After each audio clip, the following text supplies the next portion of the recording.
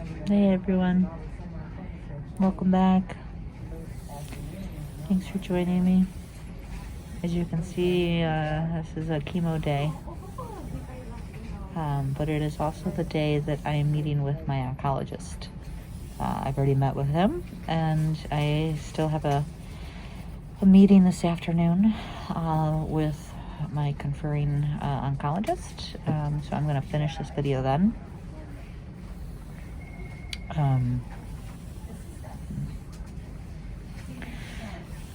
I think what's really hard, there's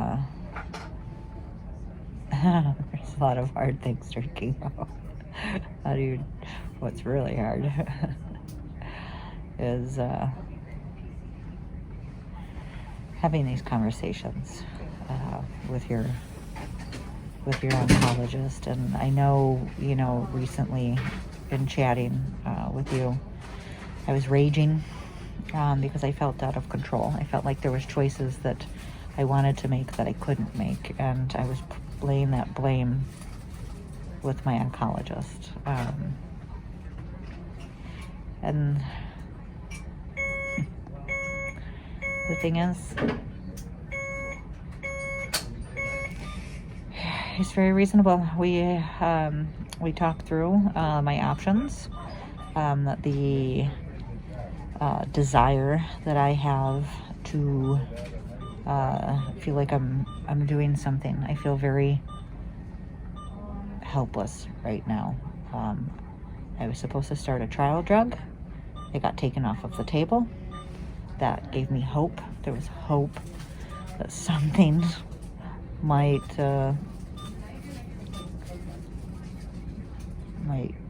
take a hold of those lungs and give me a few more years. And in not having that trial drug as an option, I feel like there's no plans, and it's really making me squirrely. I feel like we're being reactive instead of proactive. I want to nuke it. And he let me talk through all of those feelings, and he shared with me drug by drug, in his opinion. And again, I'll be getting another opinion. But in his opinion, why not? Why we're waiting? And it's, I think, a very hard thing to hear. I think it is a very difficult thing, and it's easy to feel like you're out of control and placing the blame somewhere, and I'm placing the blame of my oncologist. But really, I went through this before where I got very fired up, and because again, you want to have options, and not necessarily is he taking the options away. It just means my body's not allowing the options. And I went to, I got second opinions on him several times, and the conferring oncologist said they wouldn't change a thing. He's doing everything that they would do, even my rock star research oncologist of the past.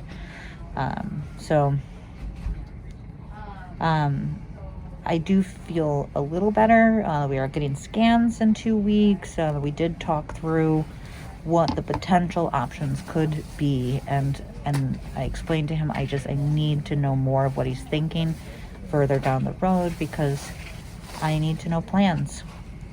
I need to know that I think the worst thing that I think about is someday hearing that there's nothing to be done, and thinking, what should I have done, right?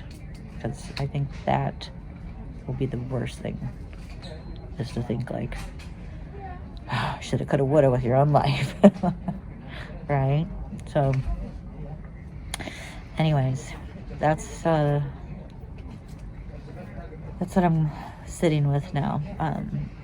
But this afternoon I have another appointment, and I'll wrap this up later and share that with you first, okay? All right.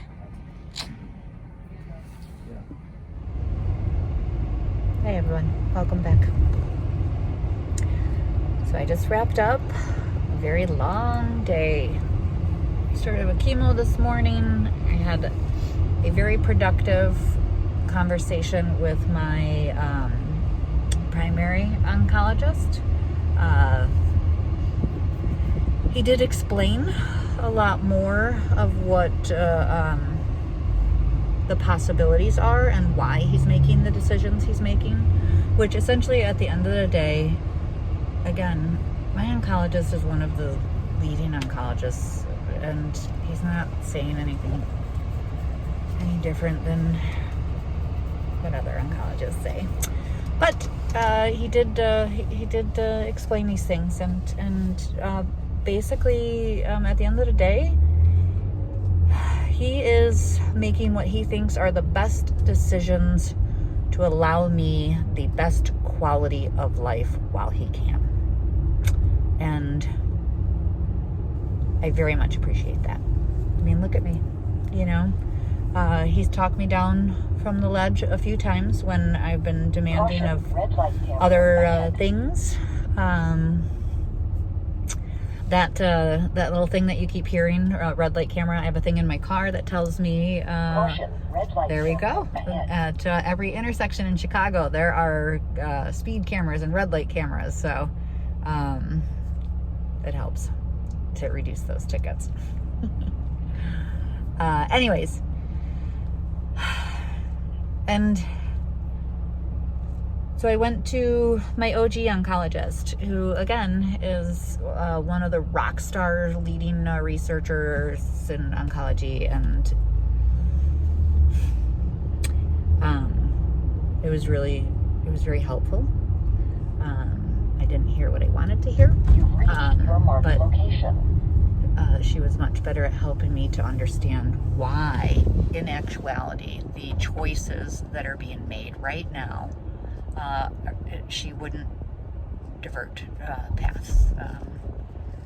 She agrees. I have a colonoscopy coming up in a couple of weeks, and so there's a drug, Avastin, that they'll add back into my regimen. I can't have it until after the colonoscopy because it has a habit of making you bleed internally, and so you can't have a procedure while you're on it. But at least there's an option. There's something.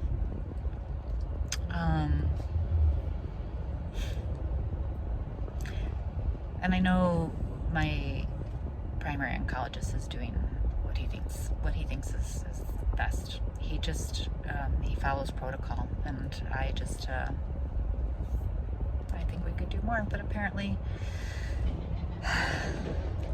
my OG said that what is happening right now is really great. I'm getting CT scans in 2 weeks, and if there's no growth, my OG oncologist has promised me that we will then start discussing SBRT radiation and surgery. He thinks that doing those things could impair my quality of life, and he doesn't think that they add that much to your survivorship. And so that's why he has been very hesitant, but he understands that if I'm stable and I feel strong enough and I want to do this, he's willing to go down that path. And it's exactly what my OG said. The path I'm on is the path. That is what absolutely what she would do, and I just have to accept that. It's you feel very, very out of control with cancer. There's so many things that just aren't in your control. Either your body's not able to work with you, or your oncologist knows why you should do things that you think aren't enough.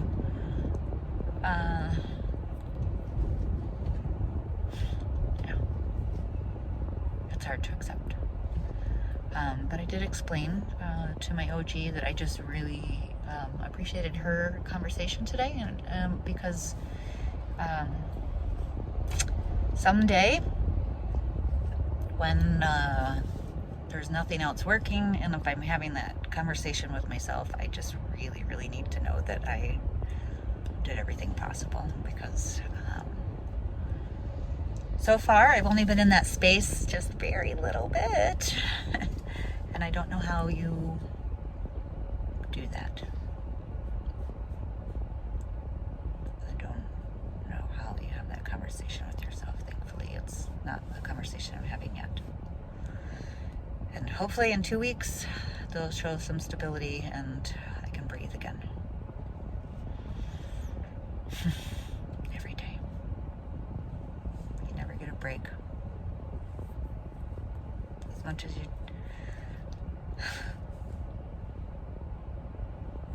It's not true. I do get breaks.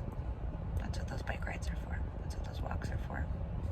That's what playing with my wife is for. Which, by the way, we have decided we are going back to Jackson Hole. We're just going to figure it out. I will come back for chemo. We're just going to figure it out. Lots of just best summer ever. So, but for now, I'm going to go home and probably take a nap and try to breathe through this. Limited choices. Thanks, guys.